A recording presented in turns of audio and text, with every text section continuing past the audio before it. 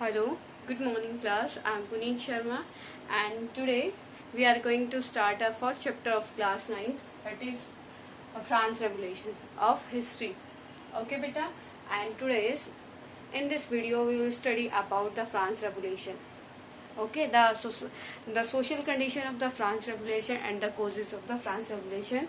We will discuss about these two topics of France. Okay, and our first topic is the society of the France at the time of revolution, France Revolution. And I want to tell you about the France Revolution. The France Revolution was started in 1789. Okay, and at that time, the monarch of the France was Louis XVI. At that time, Louis XVI was the king of the France. Okay बेटा, next one is जो the causes of the France revolution. बेटा जो France है उस time पे जब आपकी ये रेवोल्यूशन स्टार्ट हुई इन 1789, उस टाइम पे आपके जो राजा थे वो कौन थे?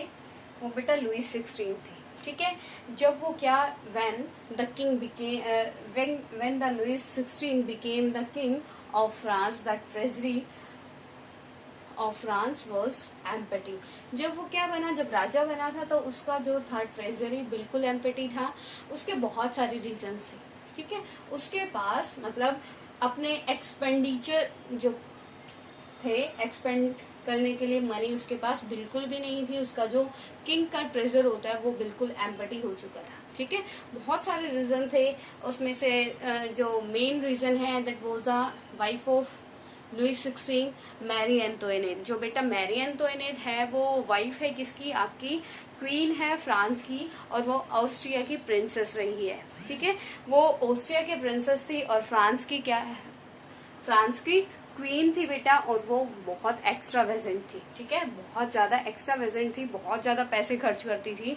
उसको इस चीज से कोई लेना देना नहीं था. उसके हस्बैंड का जो ट्रेजर है क्या खाली है या भरा हुआ है. ठीक है, उसके एक्सपेंडिचर मतलब सेम थे. Clear. Second one is the main important reason for the empty treasure. The France help to the America for independence their colony. वो जो फ्रांस ने क्या किया था, अमेरिका को हेल्प की थी उसकी जो 13 कॉलोनीज हैं उनको हेल्प कराने में. ठीक है, why the France give help to the America. Here one question arise in front of you, because the Britain was the common enemy of France and America. बेटा जो आपका ये है, फ्रांस ने क्या किया, अपनी सारी फाइनेंशियल जो भी फाइनेंस उसके पास था, जो भी उसके पास पैसे थे, वेल्थ था, किसको दे दिया?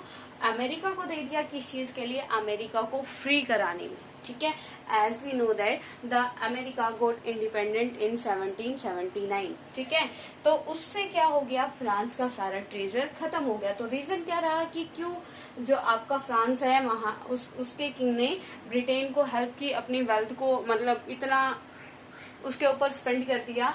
रीजन यही था कि जो ब्रिटेन था वो फ्रांस का भी क्या था, एनिमी था. ठीक है, तो उससे रिवेंज लेने के लिए क्या किया, फ्रांस ने अपनी मतलब वेल्थ का यूज कहाँ पे किया? अमेरिका की हेल्प करने में. Clear.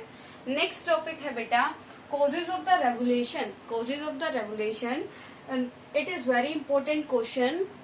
Okay, in this chapter you have to learn this question very carefully. Okay बेटा, आपका फर्स्ट पॉइंट है political causes. First, political causes, as we know that in the political field rights come, and in political causes you can say in the France no person were having the rights, like right to vote, right to elect, because all the powers were centralized in the one person hand. ठीक है, जो क्या था कि सारे के सारे जो पावर्स थी वो एक पर्सन के हाथ में थी, किंग के हाथ में थी. उसने सारी की सारी पर्सन को सेंट्रलाइज किया हुआ था, और किसी भी पर्सन के पास क्या नहीं था, राइट नहीं थी. ठीक है, ना तो वो राइट टू वोट था और ना ही राइट टू इनेक्ट. था। ठीक है बेटा, तो ये थे पॉलिटिकल कॉजेज की लोगों ने इन राइट्स की डिमांड की और वो क्या कर रहे थे, डिमांड्स के साथ साथ अपने जो किंग था उसको वहां से रिमूव करके अपने कुछ राइट्स लेना चाहते थे। ठीक है, वो मोनार्की सिस्टम को वहां से रिमूव करके डेमोक्रेसी और रिपब्लिक कंट्रीज वहां पे लाना चाहते थे। ठीक है, रिपब्लिक फॉर्मेशन गवर्नमेंट की और डेमोक्रेटिक फॉर्मेशन को लाना चाहते थे। Clear. Next one is economic causes. Economic causes, as I already told you that empty treasure of the France king, जो फ्रांस का किंग था उसका ट्रेजर क्या था, एम्प्टी था। ठीक है, इसलिए क्या हुआ था बेटा, वहां पे बहुत सारे कॉजेज हो गए थे। ठीक है, उसके जो ट्रेजर था वो एम्प्टी था और उसको अपने जो खर्चे थे, डेली नेसेसरी चीजें थी, उनको मतलब फुलफिल करने के लिए क्या चाहिए था, पैसा चाहिए था। और वो आएगा कहाँ से, पब्लिक से ऑब्वियसली। जब वो क्या करेगा, when the king impose the tax on the public, जब वो पब्लिक के ऊपर टैक्स इम्पोज करेगा। ठीक है,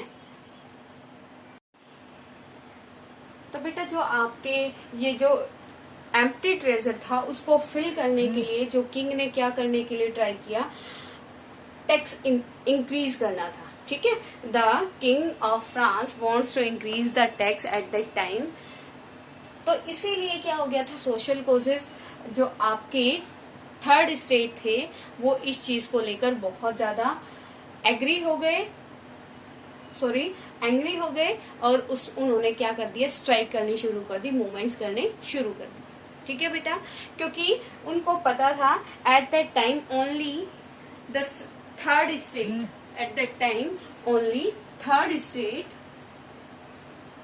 पे द टैक्स। उस टाइम पे सिर्फ एक थर्ड स्टेट ऐसा था बेटा जो टैक्स पे करता था और उनके पास क्या था, ना तो लैंड थी और ना ही किसी टाइप की प्रॉपर्टी थी, सिर्फ उनको टैक्स पे करना होता था।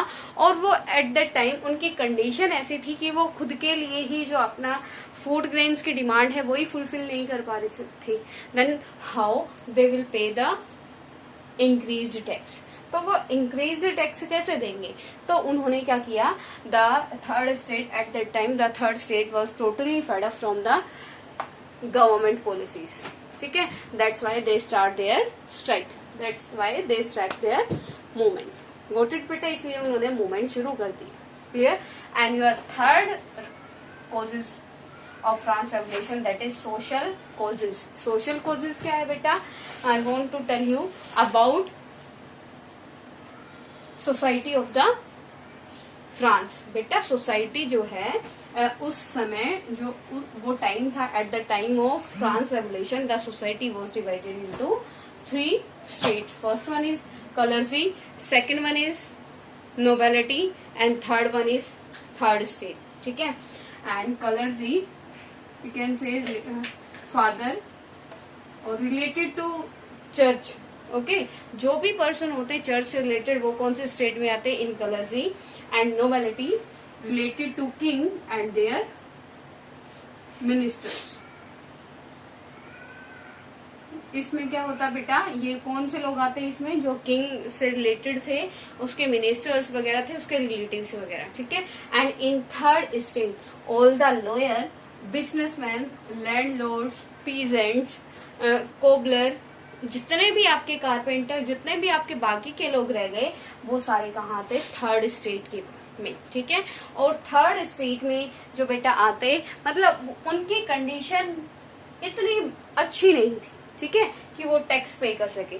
लेकिन इन दोनों के पास जो ये था, नोबेलिटी एंड कलर्जी, बोथ हाउसेस या both state were free from the tax. और इनको क्या प्रिविलेज थे, दे were enjoying some rights, some privileges. ठीक है, उनके पास कुछ प्रिविलेजेस थे, वो क्या थे कि उनको किसी भी टाइप का कोई टैक्स नहीं पे करना होता था। ठीक है, कलर्जी और नोबेलिटी को किसी भी तरीके का टैक्स पे नहीं करना होता था। लेकिन जो 60% लैंड थी फ्रांस की, जो आपकी 60% लैंड थी फ्रांस की, वो किसके अंडर में थी, वो थी बेटा इन 2 स्टेट्स के अंडर में। ठीक है, मतलब पॉपुलेशन, जो फ्रांस की पॉपुलेशन थी उसमें से सिर्फ 10% कौन से कवर अप करते थे, clergy and nobility, and having the 60% land. Clear. और जो आपकी 90% पॉपुलेशन थी फ्रांस की, वो कौन सी थी, थर्ड स्टेट की, और उनके पास टोटल लैंड कितनी थी, 40%, rest the 40% land of the third state. ठीक है, अब वो क्या थे, वो बेचारे किस मतलब उनके पास ना तो इतनी लैंड होती ना प्रॉपर्टी होती, तो वो कैसे इन टैक्स को क्या करते, पे करते। तो ये था सोशल कोजेस। सोशल कोजेस क्या था, जो आपके ये फर्स्ट टू स्टेट्स हैं, they were enjoying the privileges and third state have to pay the tax. ठीक है, तो सोशल जो डिस्क्रिमिनेशन था उसने भी क्या किया, मेन रोल प्ले किया फ्रांस रेवोल्यूशन में। ठीक है, clear to everyone. Political causes में बेटा आएगा आपका कि सारे के सारे राइट्स किसके पास होते थे, वो होते थे बेटा आपके किंग के पास, मिनिस्टर्स के पास और उनके रिलेटिव्स के पास। एंड नेक्स्ट वन, जो कलर्जी वगैरह चर्च से रिलेटेड पर्सन होते थे उनके पास। क्लियर, इसीलिए बाकी जो आपका थर्ड स्टेट है उसने डिमांड्स की राइट्स के लिए, और क्या किया, अपने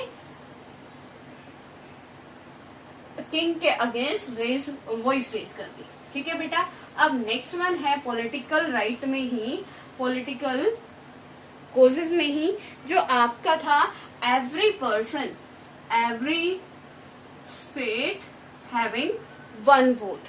बेटा जो आपका कलर्जी था उसके पास भी एक ही वोट था, नोबेलिटी था उसके पास भी एक ही वोट था, और ये क्या हो गया, थर्ड स्टेट उसके पास भी एक वोट था।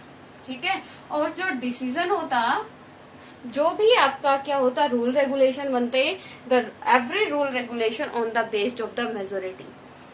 ओके, मेजोरिटी के ऊपर बेस होते रूल रेगुलेशन, और मेजोरिटी किसके हो जाती, वन कलर्जी का, वन नोबेलिटी का, टू, और इसके ये हमेशा थर्ड स्टेट माइनॉरिटी में रहता, तो कोई भी रूल रेगुलेशन इसके फेवर में हो ही नहीं पाता। Clear to everyone.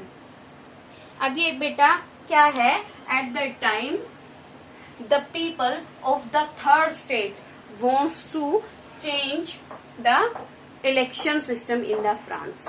Okay, they were demanding for the one vote one person. Okay, वो उस टाइम पे किस चीज की डिमांड कर रहे थे कि एक पर्सन की एक वोट होनी चाहिए, according to the population, according to the population the rights were given to them, कि पॉपुलेशन के अकॉर्डिंग उन्हें राइट मिलना चाहिए, क्योंकि only 10% people of the France having the 2 vote and the rest 90% population of the France having 1 vote. Okay, जो majority वाले थे उनकी तो कभी वोटिंग सिस्टम में मेजोरिटी होती ही नहीं, और जो ये पर्सन थे 10% पॉपुलेशन, उनकी हमेशा मेजोरिटी होती। क्यों, क्योंकि कोई भी रूल रेगुलेशन होता, कोई भी टैक्स इम्पोज करने वाला होता या अदर रूल रेगुलेशन होता, उनका इन पे तो कोई इफेक्ट पड़ने ही नहीं वाला था।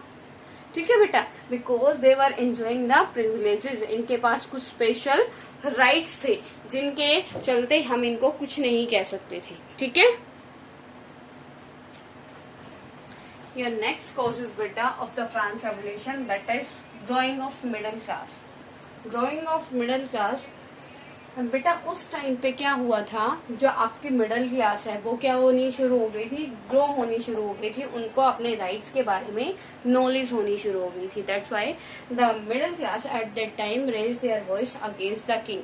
ठीक है, अब उनको अपने राइट्स के बारे में क्या रियलाइज होने लगा था कि that we have to get the right also, कि हमें भी अपने राइट्स के क्या होना चाहिए, हमारे पास भी हमारे खुद के राइट्स होने चाहिए। ठीक है, next one is social reformers. So social reformers play a very important role in the France revolution. The social reformers like Montesquieu, Rousseau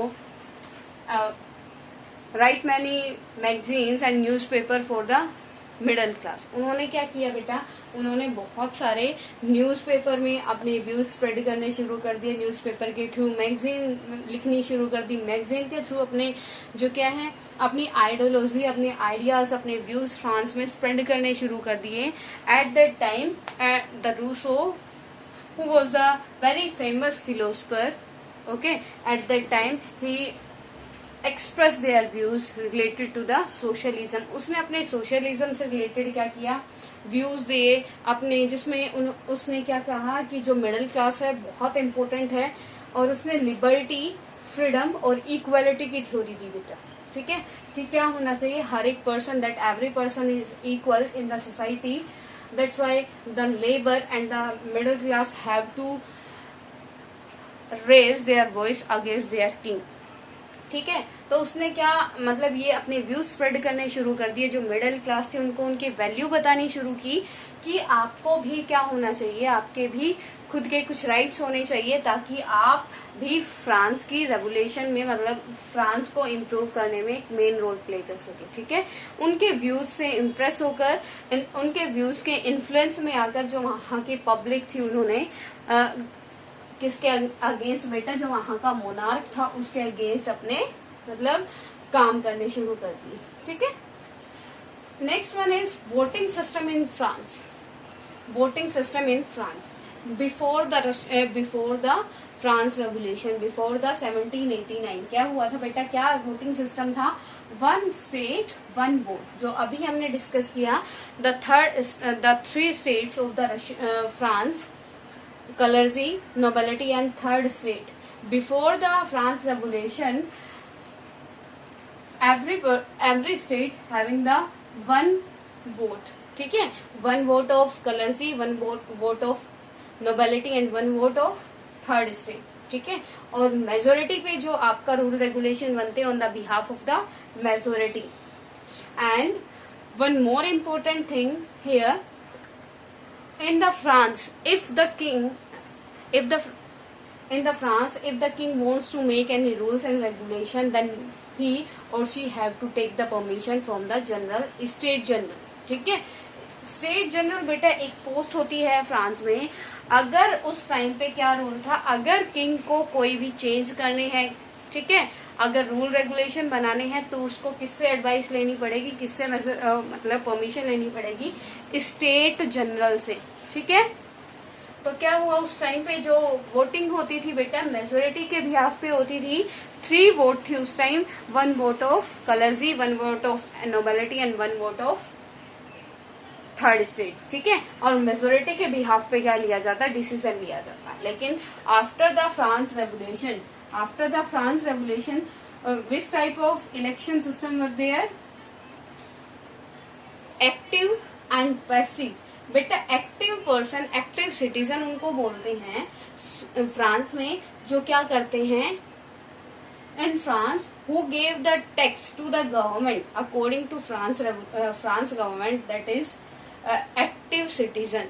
मतलब वो क्या करता है, एक्टिव सिटीजन कौन है, जो अपनी कंट्री के लिए कुछ कंट्रीब्यूट करता है, अपनी कंट्री के लिए काम करता है, अपनी कंट्री को टैक्स पे करता है, ठीक है। और वो टैक्स कितना होता है, वो टैक्स होता है बेटा एक लेबर की जो 3 डे की सैलरी होती है मंथली, उसके अकॉर्डिंग, ठीक है। उतना टैक्स तो कम से कम जो पर्सन पे करता है उसको वोटिंग राइट मिल गया था किसमें, फ्रांस में, आफ्टर द फ्रांस रेवोल्यूशन, ठीक है। And passive citizen, all the citizen of the France comes in passive citizens, ठीक है। जो एक्टिव सिटीजन थे बेटा, उनको छोड़कर जितने भी बचे हुए आपके सिटीजन रह गए, वो सारे किस में आते थे, पैसिव सिटीजन में। लेकिन but only male, after the France revolution only male can give the vote to the government. सिर्फ मेल को ही क्या मिला था बेटा, वोटिंग राइट मिला था, फीमेल को वो भी नहीं मिला था, ठीक है। और वो भी किसके बिहाफ पे, एक्टिव और पैसिव के बिहाफ पे। Clear to everyone? Okay, in next video we will study about the result of the France Revolution and women participation in the France Revolution and growing of middle class. Clear?